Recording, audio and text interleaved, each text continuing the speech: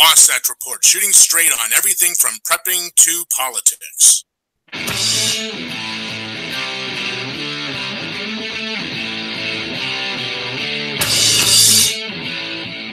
Well, good morning, everybody, and welcome to the Wasatch Report. My name is Suzanne Sherman. I will be your host for the next hour here on the Cerberus Radio Network, where we defend liberty and freedom from the flames of tyranny. Today is Tuesday, September 18th, one day after Constitution Day. If you missed our show yesterday, the Mark and Suzanne show, Revolutionizing Radio, Mark Kreslins, Jeff Johnson, and I, Jeff Johnson, producing the show today. Thank you very much, Jeff. We discussed the Constitution. Is this the key to liberty, or is it actually infringing upon or inhibiting our liberties right now, and to what it has become, and the government that it was intended to prevent? One of the aspects intended to be a check on this new government is the Supreme Court. Joining me today is Ryan McMaken from Mises Institute, and we are going to be discussing 3 articles he has written on this topic. I've interviewed him before, brilliant guy. I will be bringing him on momentarily. Want to remind you, you can listen to us on SoundCloud. You can download, please share, follow, subscribe. We have a YouTube channel, both of them named Cerberus Radio Network. We have a Radio Co. link app on the phone. You can get to Android app platform for free.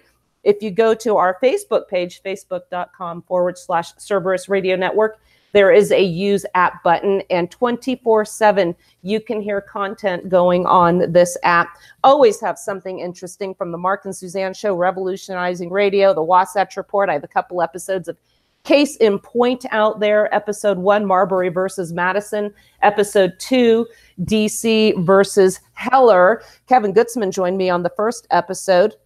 And we have Michael Meharry from the 10th Amendment Center, Jeff Johnson's show, The Paradigm Shift.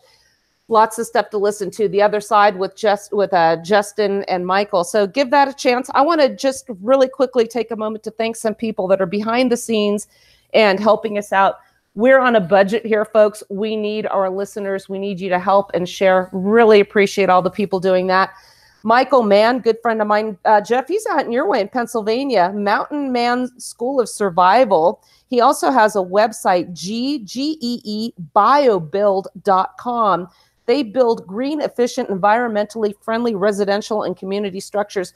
Go to those pages, check them out. He's been helping us out with some production and editing issues we're having. Really appreciate the time. Also, my good friend Bob Smiley from FIJA, Fully Informed Jurors Association. Good friend out in Texas. He's been making some really cool memes. I appreciate that, and helping get the word out as well. And also, finally, Tristan Dunn, a musician, young guy out in Alabama, and he has a song we're going to be playing. If we don't have time today, we'll do it tomorrow. Song called Ain't Coming Down, and that's available on Spotify, Pandora, iTunes, Apple Music, Napster, and Pandora Music. We really appreciate material that people allow us to play, because as you know, there are copyright issues with some of the songs we like to play, so we have to find stuff that we can share with you and also help musicians as well. So we appreciate that. Tomorrow, Ben McClintock will be joining me. Ben McClintock, freedom fighter out here defending Utah. We're going to be talking about his issue with CPS, daughter diagnosed with leukemia. Hospital takes exception to them missing an appointment, as well as some of their questions with regards to alternative methods of treatment. We're going to be talking about Utah Propositions 2, 3, and 4. So stay tuned for that. Anyway, without further ado, Ryan McMaken, welcome to the Wasatch Report. How are you, my friend? Hello, good morning. I'm fine. Before you wrote a couple articles on the Supreme Court. As we have seen, one of them you wrote is the Supreme Court is too powerful. Amen, amen, amen to that. Checks and balances. The Supreme Court is supposed to be one of the 3 on the little triangle that we have to draw. I talk about this all the time. Starting from middle school on up, it seems, we draw this little triangle to talk about our 3 branches of government. We have the judiciary branch, the legislative branch, and the executive branch. And we have little arrows going back and forth, and they are supposed to keep each other in check, to keep this newly formed government from getting out of control. The Supreme Court is supposed to be the least destructive, according to the founding generation, of that branch. We're going to address right now the fallacy of having three partners checking their own power. The Supreme Court, Ryan, is it fair to say, I think rather than being a constraint on the general government, it's become a rubber stamp for their expansion and growth. Is that a fair assumption? Well, in many cases, certainly. It provides political cover a lot for members of Congress and the president. So I can do this thing, which is clearly in violation of people's rights.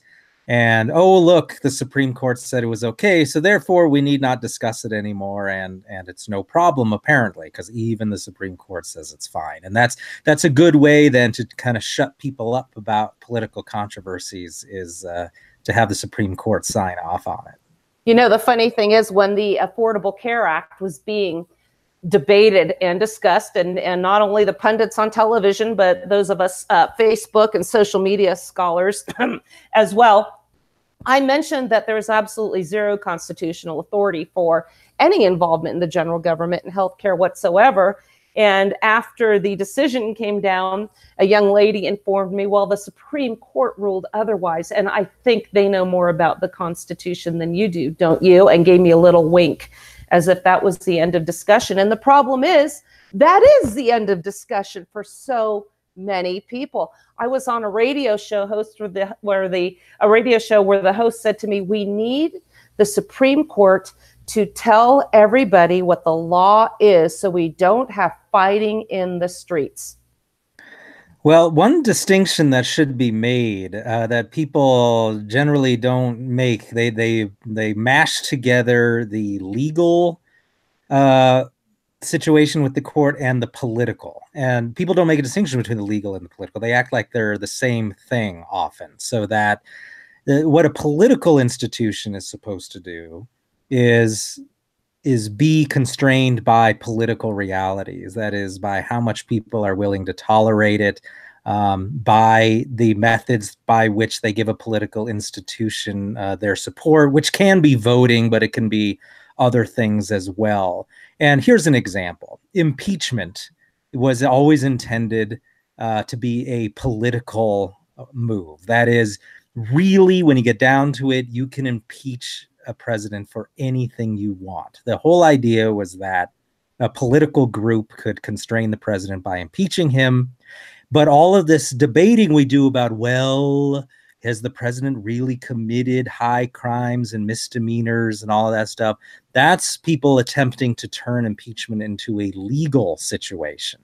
So we all like examine the text and we look at the law books and all of that sort of thing. And if it's not legal, if it doesn't conform to some legal precedent, then you can't do impeachment.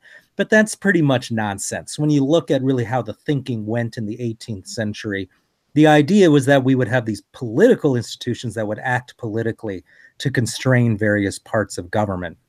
And I don't think that the Supreme Court was seen as significantly different from that. This idea that people have bought into now, that there's this special knowledge we can have where we interpret laws in a certain way. And of course, judges all like to promote this too. The Sandra Day O'Connor wrote this book ridiculously titled The Majesty of the Law.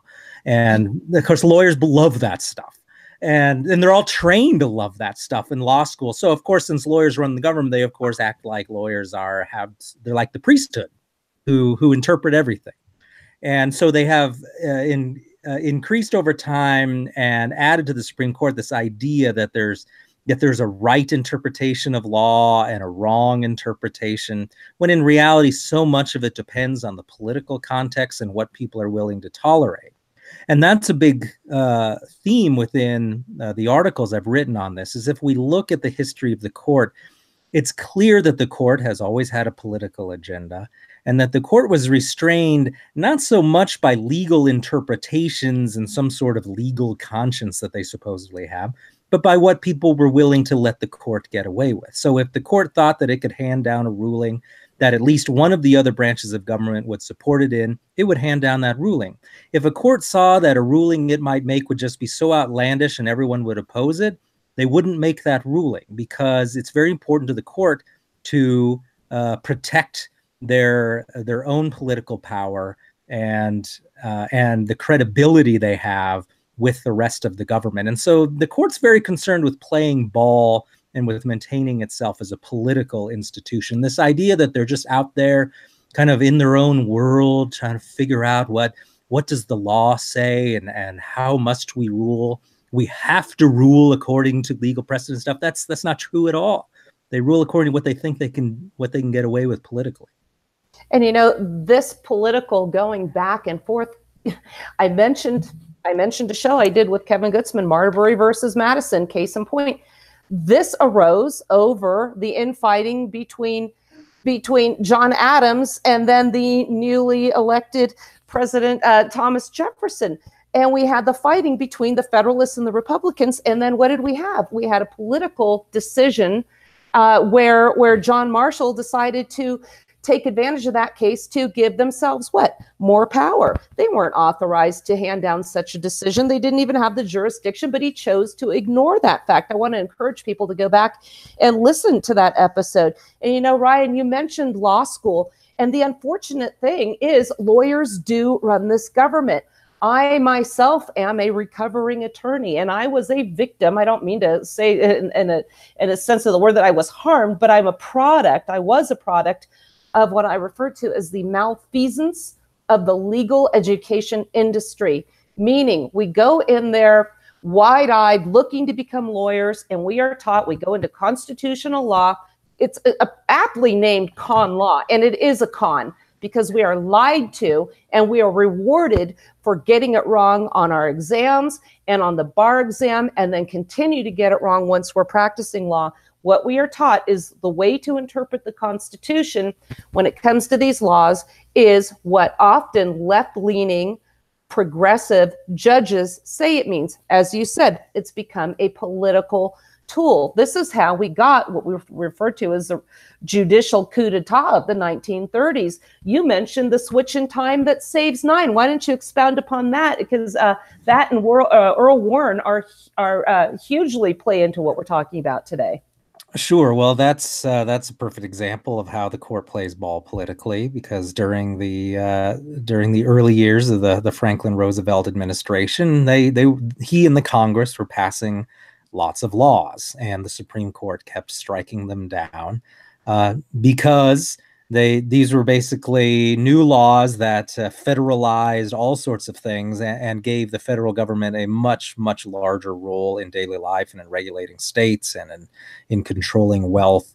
And there was a 5-4 split on the court. So by a vote of 5 judges to 4, the court kept striking down these laws. And so Roosevelt then threatened to use his power with Congress to increase the size of the court so that over time he'd be able to add more judges, and then judges would retire out. He wasn't going to remove any judges, which of course is prohibited specifically in the Constitution, but just add more, which would then allow him to get a majority on the court. And so just magically then the court started changing its opinions, and so started ruling in favor of the new administration's support laws that it favored. Now, of course, historians to this day debate as to what exactly his motivation was, or rather, what the motivations of the judges were in changing their votes. But I think you make a pretty strong case. But this clearly, if not the only factor, was nevertheless a major consideration in how the judges started ruling in favor of the administration. And that's because, again, the judges saw that if Congress was for them, this would have been a bad political precedent of Congress now deciding and changing regularly the size of the court, which of course the Congress had done regularly in the 19th century, had changed the size of the court. The court certainly wasn't always 9 people, and Congress is free to change that simply with passing a law. It doesn't require a constitutional amendment or anything like that. But the court likes that things stay the same, that things are predictable for them, that the sitting judges on there maintain the same amount of power. Of course, the fewer of them there are, the better, the more powerful each individual judge becomes. And so they just didn't want Congress asserting itself in dealing with the court, because of course once you open that bag of worms, then you're saying, oh well, maybe the Congress will move on to regulating what the Supreme Court can hear from the appellate courts. because, of course, the appellate courts, how many of them there are, what they can hear as judges, that's all can be regulated by Congress as well.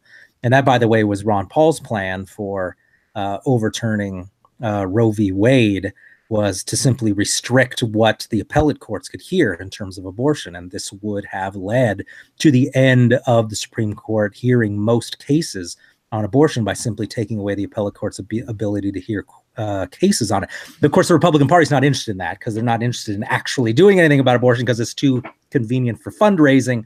So, of course, they just have never done that, even though all that would require is a majority, which they had for years under the George W. Bush administration. And so we continue to be left with this idea that the court in its current composition is untouchable and that it's some sort of sacred institution. But in reality, powerful politicians could change it, could mess with it a lot. And judges tend to respond in a way that protects their power and keeps the court out of it. You know, and an interesting thing, too, is the fact that going through the 2016 election cycle, we heard time and time again, this election is crucial because the next president can possibly appoint 3 or more Supreme Court justices. That became one of the quintessential talking points of this presidential election cycle. And it just highlights how prized this is. Like, both sides are like dogs fighting over this one bone. And that is, to me, proof that this court is really a political and ideological tool by which both parties can put forth their policy preferences. And to me, that goes against the grain of what it was intended to be, an apolitical organization or apolitical figure that was not going to be subject to these political desires of the parties. And we've really strayed from that, haven't we? Well, you know, that may have been the ideal, but I don't think it was ever the reality, though, in that, of course, from the very beginning, they appointed their friends to the courts who they thought would interpret things their way. I think what's really dangerous now is, going back to what you said, though, the fact that presidential elections are so important now in determining who gets on the court, because the court can basically rewrite the Constitution whenever it wants.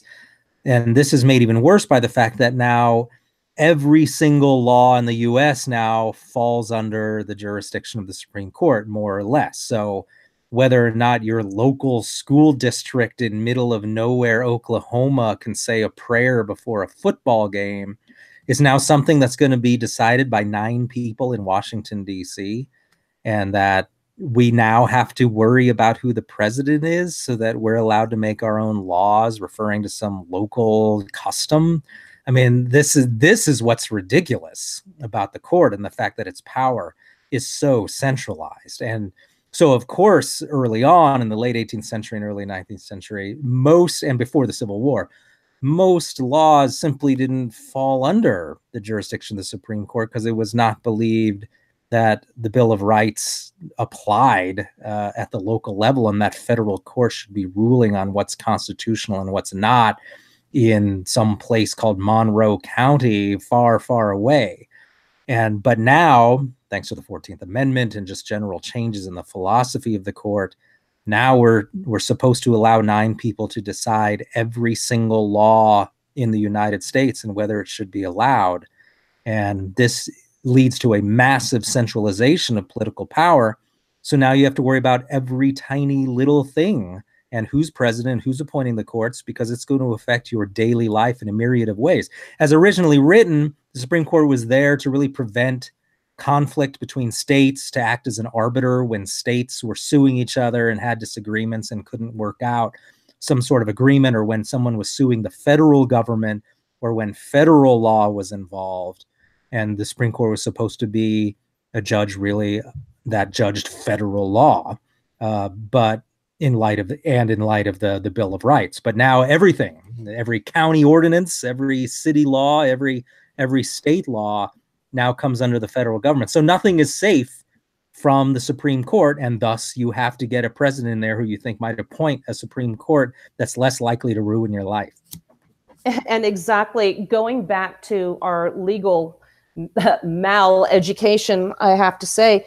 We are taught essentially the opposite of what you mentioned, bringing the Bill of Rights against the state. We call that incorporation. The Bill of Rights was simply intended, as explained in the preamble to the Bill of Rights, that it was supposed to instill confidence in the general public of the goodwill of the new government, and that the states would retain their sovereignty. The Bill of Rights, the amendments in the Bill of Rights, were never intended to apply for the states. In fact, in the very first Congress, James Madison tried to put forth legislation that would apply First Amendment type regulations to the states, and that was rejected outright. So we end up with a sort of a negative veto by the judiciary that has the same practical effect as the very same legislative veto, federal legislative veto, or negative on state laws, that was again rejected outright in Philadelphia. We call that the Virginia Plan. So this is something that we're taught in law school, that thanks to incorporating the 14th vis-a-vis the misinterpretation, deliberate misinterpretation of the 14th Amendment, now the Bill of Rights applies to the states. And we are taught, well, we can take a case to federal court, excuse me, if it raises a constitutional question. Well, thanks to incorporation, pretty much anything is a constitutional question. As you mentioned in your article here, the mythology of the Supreme Court, this you actually wrote in 2014, but it's still available online. You mentioned the town of Greece versus Galloway, where the Supreme Court weighed in on whether or not a little town council can have a prayer before they begin their session. This is insanity. A Supreme Court decision was responsible for me as an 8-year-old, supposing I was supposed to be bused across town. My parents bought a home in a neighborhood where I could walk to school, and now I'm supposed to be bused across town for racial balance. Tell me where this was ever intended to be part of a power that the federal government could reach into every single neighborhood across this continental landmass. Well, and I think that's why the Supreme Court's really just a symptom of this larger problem too. Is it's just the belief in Washington that everything really falls under their jurisdiction. And you hear this from conservatives all the time. We're like, well, it's the supreme law of the land, and haven't you read the Supremacy Clause? Which, of course, tells you this person has no idea what the Supremacy Clause means. Oh, yes. and then here's another case in point, right? When Colorado legalized marijuana, and you had all these Republican attorneys general from surrounding states suing at the Supreme Court to ensure that the federal government could dictate to Colorado what substances it could legalize. And so this idea is so ingrained in everyone's mind that there's not even really a party difference anymore. It's, oh, we don't want this federal government meddling in what we like, but maybe they can meddle in what those other people like. And so the idea is just always, let's go straight to the Supreme Court. Let's go to the federal government. They'll solve our problem for us. They'll teach these people what it means to be Americans and so on. And the reality was supposed to be in the 19th century that if someone lived 1,000 miles away in some other state, you just really shouldn't care what they're doing. And it wasn't really your job to sue them in court, to make sure that people somewhere far off we've never heard of were doing things the way you think they should be done. And if you think that place is horrible, then you should welcome the people who live there to come to your state and live with you in your more civilized state. And that was the original idea, is that we had a number of states. We had a federalist system where there was free movement between them. So if you had a place in the country that was awful, that people could leave and freely settle somewhere else, and that you didn't resort to having the federal government determine for everybody what local customs should be.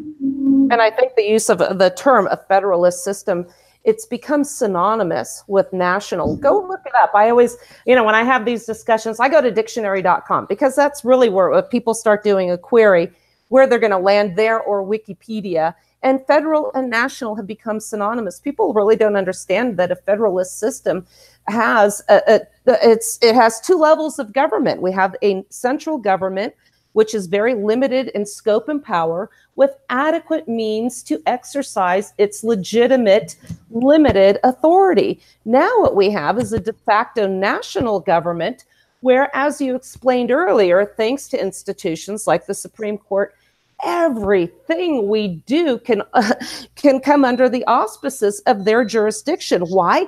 Because they just decided.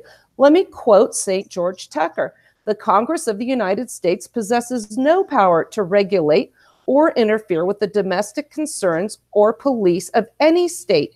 It belongs not to them to establish any rules respecting the rights of property, nor will the Constitution permit any prohibition of arms to the people. Now, Ryan, you and I have both written about firearms regulations, and one of the instances where both parties are guilty of this, the conservatives as well, has been national reciprocity. Those conservatives who were absolutely apoplectic about issues such as affordable health care, the ACA, are now saying, well, we want national reciprocity. And I said, well, wait a minute, that's every bit as unconstitutional as the Affordable Care Act. Yeah, but now it's our turn. We've got our guys. And I actually debated somebody on a radio show in Arizona, actually a couple of them. And I said, how do you propose to reconcile the differences in the concealed carry permit issuances among the 50 states? Some states don't even require a permit at all. You mentioned moving. Ryan, that's what I did. I left California so I could come to Utah, and I would not be burdened by California's firearms laws and their high taxes. I could not effectuate a change. But the benefit of a federal society is that we can move to a state that has more of our, that has more of what we like in common with our beliefs. And if we can't do that, I was actually just out in California, and it occurred to me, you know, this is federalism at its best or worst, depending how you look at it. I can drive a vehicle with a bag full of marijuana, edibles, whatever you want. But if I have my pistol on the seat next to me, boy, howdy, I'm going to jail. Well, you can come out to Utah and I can have my sidearm on the seat right there next to me, fully loaded, whatever I want. But boy, howdy, I put that bag of edibles or THC chocolate on a seat next to me, I'm going to jail. If we want one cookie cutter solution, we're going to get the worst of both worlds. We're going to get the results that are going to be the most infringing upon our liberties. You're going to get marijuana banned everywhere, and you're going to get guns banned everywhere. And this is what I try to tell people. If you're trying to reconcile the differences in national reciprocity and the issuance of the permits, you're going to get a national solution that is like California's and not Utah. California is a may issue state. Whether or not you have the right to have a firearm to defend yourself when you leave your home is going to be determined upon the whim of the local law enforcement in charge in your municipal district. Fair enough. You don't like it, go to Utah. You are a law-abiding citizen. You apply for a permit. Boom, you get one. That's the beauty of federalism. But as you mentioned here, the Supreme Court is way too powerful, thanks to incorporation as well. We have a national, what's tantamount to a constitutional convention every time the Black Robe Messiahs convene. Right. And you can see that how much that's changed well, let me say first that I loved that article on guns, by the way. I pretty much, when I wrote my own article on it, I basically just stole paragraphs from. And I was so honored. I tell people, here I am in an article, my name and Lou Rockwell in the same one. It was a defining moment in my life. Thank you. Well, and it's exactly the point you make. It's that, oh, well, people will say, oh, I shouldn't have to move from one state to another. Well, yeah, in an ideal world, you shouldn't. But how is the solution that then to make law uniform across the U.S.? Because if you think it's too hard to move from California to Nevada, try moving from the United States to a foreign country. At least you're guaranteed free resettlement in another state in the U.S. so you can move freely. Those other countries don't have to let you move there. And so wanting then some uniform law where you can't even pick and choose, that's a terrible, terrible idea. But that's what essentially what those gun freedom people wanted, is they wanted a federal government that could then determine what the gun laws were nationwide. And of course, a government that can give you gun rights can take them away in that fashion. And so, yeah, be very, very careful with that sort of thing. Exactly. And what they wanted, of course, was in effect of an amendment to the Constitution saying is that I can just carry my gun wherever I want if I'm from a state that does it. And the fact that we now think in those terms is illustrated by just the history of how much the political process has changed over the last 100 years.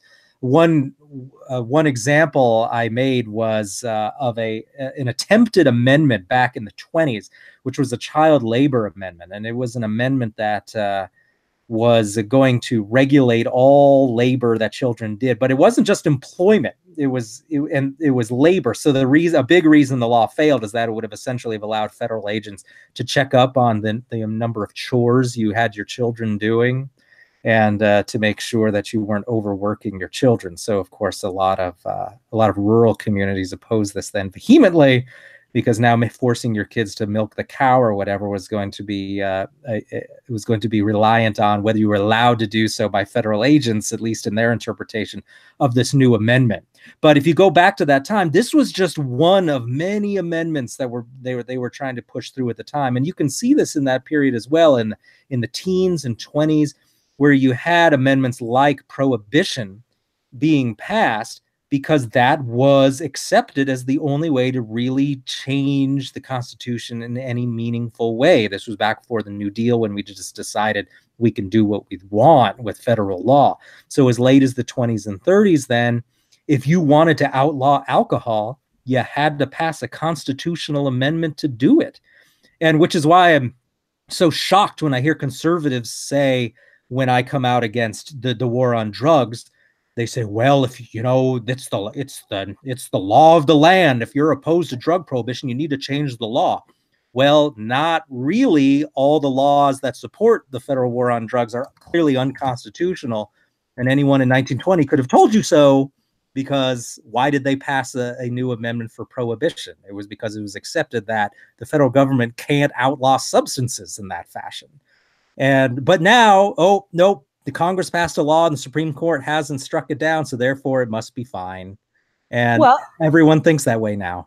And this goes back to how we don't even understand what the word originalism means. Antonin Scalia, I just wrote an article about him and his rationale in DC versus Heller. But if you also want to look at marijuana, I did write an article for the 10th Amendment Center. It's called Parchment and Plants, What Prohibition Can Teach Us About the Drug War. He justified, in a case called Raich, it was a case arising out of California, and medical marijuana, and the question posited in a chapter in Who Killed the Constitution, Kevin Gutzman and Tom Woods wrote this book. Antonin Scalia justified this case and upholding the laws because they were part of a greater regulatory plan. What was a greater regulatory plan? The Unconstitutional Controlled Substances Act. Ladies and gentlemen, that's your originalist. We don't have an originalist. Did you hear, by the way, when Gorsuch was nominated and when he gave his nomination speech and his acceptance, he said, here's another originalist. This is why, everybody, we wanted Donald Trump to appoint our Supreme Court justices. Granted, they are better than anything Hillary would have appointed, but that just goes to show the Supreme Court is too powerful. The point of the show. He said, it is the role of the Supreme Court to defend liberties across this nation. I was off the couch. Yeah, well, I guess you could interpret that various ways, but I don't think he means it the way we want him to. Unfortunately, he didn't. And let me get into a little bit about the disparity when you want to interpret the Constitution. Again, get away from what they teach you in constitutional law. Get away with what you hear on all these other radio stations, on the mainstream media. Folks, there are other people out there that are preaching constitutionality and saying how the Supreme Court appointment is the most important function of the President of the United States. To that, I say poppycock. You are selling snake oil, and you are teaching people that nationalism is the answer and nationalism is the cause. This overly powerful imperial Supreme Court is a symptom of how dysfunctional we have become. And as you mentioned, The law school professors teach our future, I hate this term, leaders. They call themselves leaders. They're megalomaniacs. We're going to discuss that in a minute too, as how the Supreme Court functions. But again, they absolutely think that this is the power. Law school professors compare them to historians. Federalist societies, I've seen Kevin Gutzman speak at a couple of these events. He will speak about the Constitution and how it was intended to be as ratified from a historian's perspective. Mind you, he's a lawyer as well. Then what they do is they will get one of their law professors on staff to rebut what he said. And I've heard the rebuttals go from, well, the Supreme Court does what it does because it's what the people wants. It's what the people want. But I submit to you, when the federal judiciary overrules the rule of the people, it is not doing what the people want. Case in point, Proposition 8 in California. Cali-frickin-fornia passed Proposition 8 that says marriage, I hope you're sitting down, is between a man and a woman. Doing what they always do, and you mentioned this in your articles, what the progressives do is just simply do an end run around the will of the people and use these federal courts in particular and the high-robed black priests, the judicial temple monkeys, to circumvent the will of the people and say, we're going to do what we want anyway because we got our guys here in the black robes to say what the law is. And guess what? We win, you lose. Or they will say the founding fathers, I'm quoting one right now, they were misogynists, they were homophobes, they were racists, and they really didn't have an understanding, and the Constitution has to change with what it is. Folks, those are the sentiments of a law school professor. When Raoul Berger wrote his book, Government by Judiciary, he so successfully refuted the claims that he was wrong, that those that were against him finally just threw their arms up in the air and said, well, clearly we lose on history, so we're just going to call them racists. And this is what's happening today. You mentioned the Colorado Bakers case. You know what? Ryan, did you read these? Did you read the stuff going around? People were hailing this as a victory for conservatism and the First Amendment.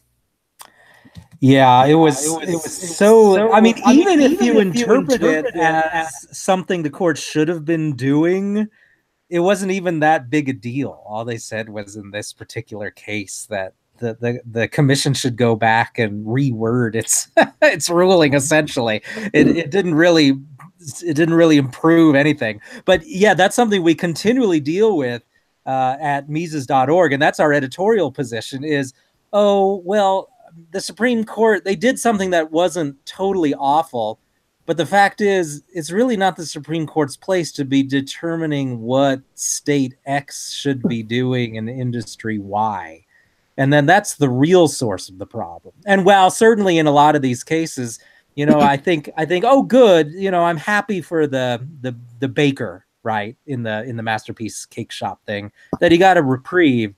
But the fact of the matter is, this sort of thing shouldn't even go to the Supreme Court, and which by the way leads us to the back to this issue again of how the Supreme Court really prevents the proper usage of our own political institutions. Hey Ryan, let me interject one thought before you get into that, because I'm not going to want to stop that once you get started. Okay. Kennedy, who issued this opinion in this case, remember, he was the opinion writer for Obergefell. Kennedy did something even more nefarious here. You mentioned how limited in scope this ruling was. What he did was also tell them how to do this right the next time. He said the commission in Colorado came about their decision in a manner that showed bias towards religion. If they can do this, wink, wink, in a manner that shows neutrality towards religion, hey, folks, there is the key to the castle, and we are going to have a new version of Obergefell for caterers across this continental landmass. Right. You're absolutely right. Yeah, the way it was written was, oh, you just need to write your ruling in a different way. I mean, that was the gist of it. That was all. It wasn't that, oh, people have private property rights and they can bake a cake in whatever way they want. That's not what it said at all. No, so not a victory, folks. And Not a victory. We dig a little bit deeper here.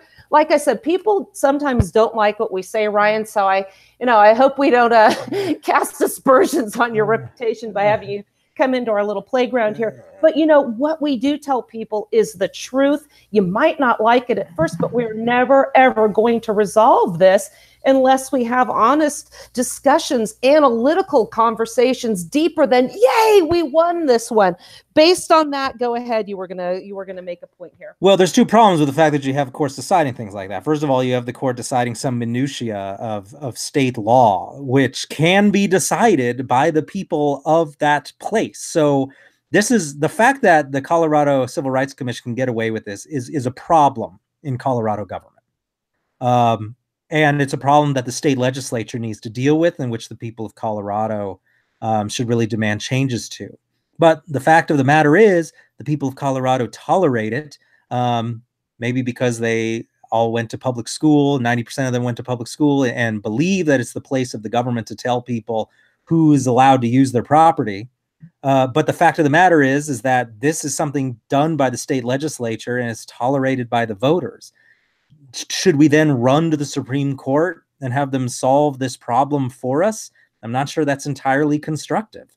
And in addition, what it does is it short circuits the local political process so that, well, we shouldn't organize a statewide movement to overturn these sorts of things, because even if we are successful overturning that law, the Supreme Court may then later intervene and overturn all of our efforts. So really what we need to do is get a good president in there who will appoint good judges, and we need to advocate for better judges on the Supreme Court and so on. And so what it does is it really makes the state government it look, well, not just look weaker, but be weaker, be less important, and demotivates people from being active in state and local government, because it all just might be meaningless in the end, and the Supreme Court might overturn it. And so what you and so people aren't making an effort then to overturn this at the state level, which could be changed. The powers of the Civil Rights Commission could be changed with a change in state statute. It wouldn't require some major effort. Yeah, and this is what happened in California when the Ninth Circuit overturned, I believe it was their 10-day waiting period, a ban on ammo. We had a federal court overturning state laws. Again, people say, well, what do we do when they violate our Second Amendment rights? Well, first of all, there's no such thing as a Second Amendment right. You have to address the proper forum. If you want your 50 options as opposed to one, you've got to fight this fight in your states. Eventually, if allowed, people will go to the states that have the options that they like, because we have federalism. They will gravitate. The states having more liberties, more freedoms, less taxes will get more people. California can get away with being North American Venezuela because they get all these federal funds that they keep sending, gets laundered and gets sent back. States just don't know how to let go of these funds. So what can we do? You mentioned the Supreme Court in its present form could be abolished overnight. Article 3 really says more about Congress than it does about the Supreme Court. So as you mentioned earlier, that they could strip away the court's authority to hear cases on abortion or anything else that is not, within the parameters of Article 1, Section 8, powers of Congress in coming up with legislation. The problem is, as we know, the Supreme Court has become a legislature in and of its own right. Talk about a lack of representation. Why don't you address that? You do talk about it in your articles. Yes, this is part of my overall strategy, which is just to see the court for what it is, and to generally cheapen its role politically, and to stop viewing it as this group of philosopher kings who have some sort of special knowledge that the rest of humanity lacks. And so one is then to increase congressional involvement in the court, as you mentioned, and to remember that almost everything about the federal court system goes back to legislation passed in the 1780s by statute. These aren't things required or mandated by the Constitution itself. So you could strip away almost everything that the federal courts do and the privileges they enjoy now just with changes in statutes.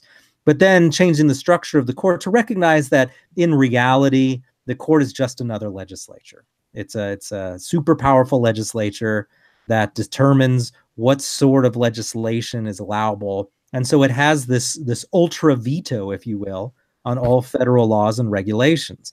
And so let's stop pretending that these people are somehow constrained by some sort of philosophical adherence to legal principles and such. They're not. We all know that what happens on the court is a vote, that there are different voting blocks and they vote in certain ways, and there are swing votes and not swing votes, and that's how it functions. And to then say that, well, 9 people should decide all of this, and then turn around and say that the U.S. offers some sort of representative government scheme just strikes me as a bit silly.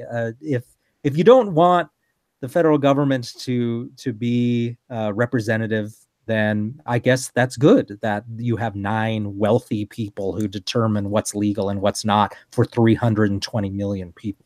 However, if you think that it's important that there be some way that maybe people from far off parts of the U.S. be represented in Washington, D.C., that doesn't seem like a great scheme to me. Well, and I talk about our revolutionary legacy all the time. We went to war to get independence from a system where there was no representation in the powers that were over us. There was no consent of the governed. And at the time, we had one representative for every 35,000 people. Now, I believe it is for one representative in the House of Congress for every 750,000. You take this a step further, and you say in 1790, there was one Supreme Court judge for every 600,000 Americans. That goes to show they went to war for representation.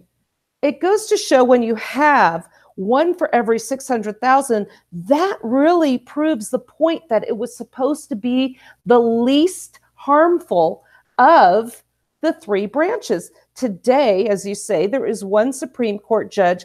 Listen to this, folks. For every 35 million Americans, and I love this next line, not even the Soviet Politburo managed that level of non-representation. I think it's really important for people to understand you cannot claim that you care about a representative this is the other thing we hear conservatives saying, we're not a democracy, we're a constitutional republic. How is this Republican? How is this a Republican form of government? Well, of course, if Federalists and Anti-Federalists were arguing for their views nowadays, they'd be denounced by all these conservatives for being excessively democratic, because they wanted, basically kind of small districts and representatives who had small constituencies, and say, oh, that's just too many people represented. You're just going to have elections all the time. I mean, a lot of these people favored annual elections. And they favored that these federal elected officials be very close to the people. And so by today's standards and by what modern conservatives want, these people would have all been a bunch of wild-eyed Democrats, small d Democrats, in the sense of the amount of representation they wanted. So, I mean, that's just a ridiculous argument. And then, of course, when we argue in favor of secession or radical decentralization, noting that the U.S. has become so large, so centralized, they start to lecture us about how we're not allowed to oppose the U.S. government in any way because we're represented. Texas be white, Ryan. Don't you be talking that crazy talk. Interestingly enough, Salmon Chase, one of the worst Supreme Court justices we ever had, wrote that case. I'm going to have to go over that at some point. So you mentioned before, states can simply ignore the Supreme Court. This is something that makes heads explode. Nullification. Decentralization, ignore them. Talk about that for a minute. And then I want to talk about the myth of the Supreme Court and how they actually practice what they do out there in Washington, D.C. Well, of course, historically, we can find cases where the Supreme Court makes rulings and then people ignore it. It wouldn't be the first time. And this was a case, this was true under the courts in the mid-19th century, with issues like nullification of the Fugitive Slave Acts, where the Supreme Court had ruled essentially that blacks have no rights, that white men must respect, and that states' efforts to shield escaped blacks from essentially kidnappers, that is, slave hunters who were empowered by the federal government to go into free states and kidnap blacks and return them to slavery. Northern states said, nah, we're just going to ignore that. We're not going to pay any attention to what the federal judges say. We're going to shield local activists who are hiding freed blacks and so on. And this was a big cause of the Civil War, because when the southern states seceded, they whined a lot about how the northern states didn't respect federal law and the federal courts, who had ruled repeatedly that the Fugitive Slave Acts, the federal Fugitive Slave Acts, were important and must be followed. So the northern states just simply stopped following them. And you could say, oh, well, that led to the Civil War. Well, it didn't. It wasn't the nullifying states that left. It was the disgruntled pro-slavery states that left. And as far as some Southerners were concerned, that was a good thing, because now they didn't have all these slave masters infecting the U.S. Congress anymore. And so I would say that it's hardly clear that was a bad decision on the part of the northern states to start nullifying those laws. And then, of course, there's less morally edifying cases where the Supreme Court did say, and this was a decision where they had noted that states, due to the treaties that the federal government had with the Indian tribes, and this actually, given the way the Constitution was written, was a good decision. They said that states can't go in and essentially start stealing Indian lands, because those weren't actually state lands. Those were essentially foreign lands under tribes, which were governed by treaties with the U.S. government, and that states couldn't overturn federal treaties. And clearly that's how the Constitution was written. But Andrew Jackson said, screw that. I'm gonna go and march all these Indians off on the Trail of Tears to some horrible far off reservation anyway. And the court couldn't do anything about it. And the court doesn't have the guns. Right. That's the thing, is you can ignore things the court says, and you can do it for good, as in the case of nullifying a federal Fugitive Slave Acts, and you can do it for ill in terms of nullifying what were clearly the natural rights of the Indian tribes at that time. And so it's not necessarily good to nullify these things, but it certainly can be good. It certainly has been done before. And so in cases where it's necessary to protect natural rights, then of course it would be justifiable. Or you can also do it in a manner consistent with what we have today. What is it? 26 or 28 states have ignored federal law, which has been upheld by the Supreme Court, on marijuana. You know, we had a movement out in Oklahoma where we had a gubernatorial candidate promising that if he is elected and the legislature, which they had done before, passes a law criminalizing abortion, that he would have signed it. Well, according to Kavanaugh, Roe versus Wade and Casey versus Planned Parenthood is precedent upon precedent. That's not originalism, ladies and gentlemen. The states do have the power. I love something that you mentioned in your article, and this goes to the fact that this is something people don't talk about, and this is how the Supreme Court conducts its business. I'm just going to spend a moment, because I want to wrap up the show talking about Mises really quick. They practice in secrecy, while at the same time claiming to be vanguards of liberty and equality and freedom.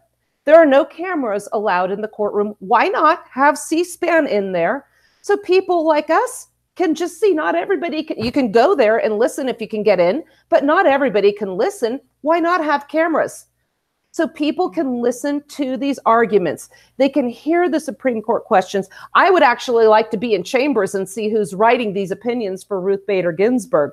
You know, what kind of life support system she's on there. But the unmitigated gall, and you mentioned this, they sit up in a big platform above everybody else in their government-issued dresses and preach down to the rest of us. The unmitigated gall. This is why we refer to these people as megalomaniacs. Yeah, it's all theater. It's all designed to make you feel like these people have some sort of special knowledge, some sort of special position. But of course, I mean, half of them are just senile old people who work, you know, a few weeks a year, and their clerks do all the work, and we're all supposed to be in awe of their genius and their power. And it's ridiculous. And so, I mean, I list a bunch of things that should be done right. It's seeing it for the political institution it is. I mean, if you could change it, you should, of course, have some sort of mandatory retirement age. I mean, having these 90-year-old judges up there barely know what's going on. It's a terrible idea. Having way more judges than they have, since it is just a ultra legislature, you should have at least one judge from each state. This just having 9 to represent 320 million people is terrible. And really just seeing it as the political institution that it is, and letting people fight it out in the open, and of course having their discussions public, and none of this secret, we're too special for the public to watch us, everyone's too dumb to understand what we're saying anyway. The fact that people just let that go on is amazing. Nodding off during oral arguments. And the funny thing is, these law professors chide the founding generation for being a bunch of old white people. Well, look who we have on the bench, for crying out loud. Let's take a moment here to discuss Mises, how we can support Mises. By the way, Jeff Deist, who's president of Mises, is going to be addressing a group of people at the Abbeville Symposium on Nullification and Secession. That's going to be in Dallas on November 10th. So I plan to attend that. Let's wrap up the show. We've got a few minutes left, about 5 minutes. Tell us about Mises, how we can help, and how people can follow you as well. Well, the Mises Institute's a research center. Our focus is on economics, and Austrian economics specifically, although some of us with more of a background in political science write on some of these other legal and constitutional issues. Clarify what's different about Austrian economics, too, for those that might not know, please. Oh, it's a school of, it's only called Austrian because its founders were from Austria, but certainly its modern scholars would be people like Murray Rothbard. Is probably most notable American scholar. Ludwig von Mises, of course, was one of its important founders, and they employ a different method, more focused on the individual acting within the economic system for determining proper economic analysis. And it's a bit hard to sum up in just a few sentences, but I would say it offers a fresh way of looking at how the individual is important in economic analysis, that we tend to steer away from some of these more abstract and ultra aggregated macroeconomic theories that have essentially defined away the individual in economic analysis. So we try to stay real grounded in what individuals are doing and what they want and what they need. And I think that makes it better economics. And of course, these trends go back centuries. This isn't something that's newly invented, but it is different from most of the economics you hear. And so anyone who's interested in a fresh view should certainly check it out. And so that's what most of our faculty and our scholars spend their time working on. But I'm in charge of the website, which is to put up everyday articles that just the educated or intelligent layperson can understand. There, we do have an arm that is scholarly work that is for trained economists, but the stuff I put up is more for ordinary people. And so what's the site for that? That's Mises.org. So MISES.org. I'm thinking that the Austrian economic platform is not going to be fond of tariffs. No, I've run so many articles on tariffs, and sadly, it would just continue to be told that tariffs are a good thing, and not all that needs to be known about tariffs. That's just a sales tax. It's a sales tax on you. I don't understand why people think it's some magical thing that wrecks only the Chinese. So, but if you're interested in the tariff issue, we got plenty of stuff on that. Ladies and gentlemen, I want to thank you, Ryan McMaken from Mises Institute. Go to Mises.org. You can read about foreign policy, about economics, about local, about national issues, pardon my French, Supreme Court articles, gun control. They are absolutely amazing. I'm a huge admirer of Mises. If you want to support them, you can donate. Also, Amazon Smile has an option. You can link to them, and they will make donations for your purchases. So please consider going there. If you also want to learn more about these series, Liberty Classroom, you can go, and when you get to check out, CRN for Cerberus Radio Network. Ryan McMaken, thank you so much for joining me today. What a fun show this was. Thank you, everybody. This has been the Wasatch Report here on the Cerberus Radio Network, where we defend liberty and freedom from the flames of tyranny. Thanks for listening.